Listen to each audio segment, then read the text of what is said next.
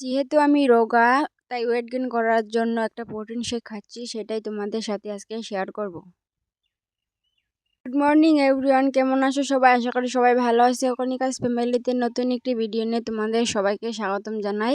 তো প্রথমে ঘুম থেকে উঠে পড়লাম। ঘুম থেকে উঠে মুখটা হাত পা মুখ ধুয়ে তারপর কিছু একটা ব্যায়াম করব, যেহেতু আমি রোগা, যদি সুস্থ হতে পারি। তো জানি না, তবুও চেষ্টা করছি মোবাইল দেখে। তো আজকে থেকে চেষ্টা করছি, শিখে যাব। তো তোমরা যারা যারা রোগা, তোমরাও চেষ্টা করে দেখো যদি সুস্থ হতে পারো আমার মতো। তো আজকে থেকে চেষ্টা করছি 30 দিনের মধ্যে যদি সুস্থ হতে পারি, দেখি তো কি হয়।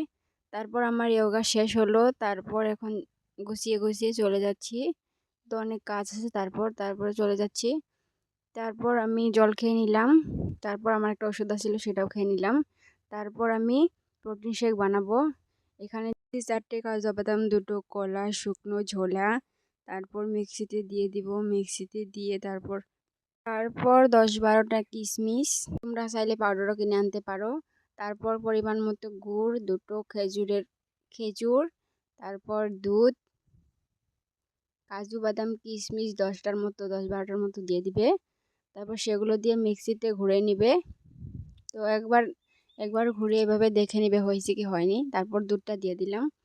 তারপর দেখো আমার শেক কমপ্লিট। তো কেমন হয়েছে কমেন্টে জানাও।